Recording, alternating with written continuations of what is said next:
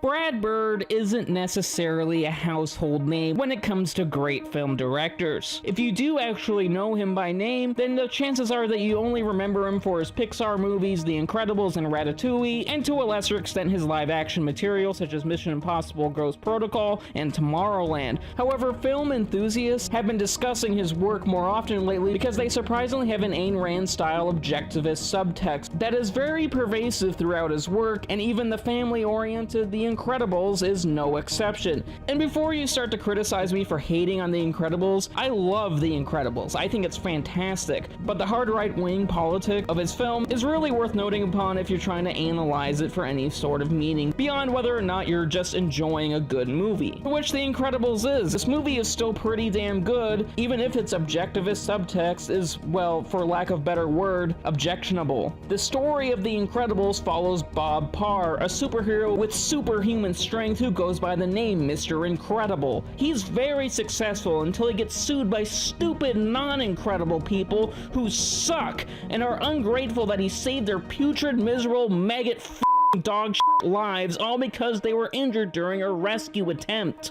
This is what we get for acting altruistically. And it's a situation that got so damn out of control that the big government had to step in and insert evil regulations. Because yes, it's just so awful that the government wants to dictate your right to not obey the laws meant to keep people safe and have you be held liable for accidents that are your damn fault. So Mr. Incredible and his wife Elastigirl and their 3 kids are forced to abandon their inherent greatness and super abilities and be ashamed of how awesome and, well, incredible they are in favor of living an average, boring, normal life like the government and the big dumb masses want them to. Thanks, Obama. For the record, as I said, I really do like this movie, when viewing it within its own creative lens and on its own terms. Despite the awful politics involved, everything within the logic of the movie is morally justified. The characters are relatable, and the family antics are humorous and entertaining, and makes the absence of a good Fantastic Four movie all the more bearable. Additionally, the quote superheroes are retired unquote story angle is clever, and the idea of Mr. Incredible taking a day job at a soul-crushing insurance company is quite a funny contrast from his previous line of heroic work. This also stretches, pun intended, when watching the former feminist icon of Elastigirl is now settling in to be a stay-at-home mom, their daughter Violet is shy, Jack poops his diapers, and their oldest son Dash is a troublemaker. Most importantly about all these dynamic characters is that they all get their own set character arcs of how they try to maneuver around a society that tries to cap their potential. Most notably, the heavy lifting, pun intended, is done by Mr. Incredible as he takes private sector jobs because it's the only thing that doesn't make him feel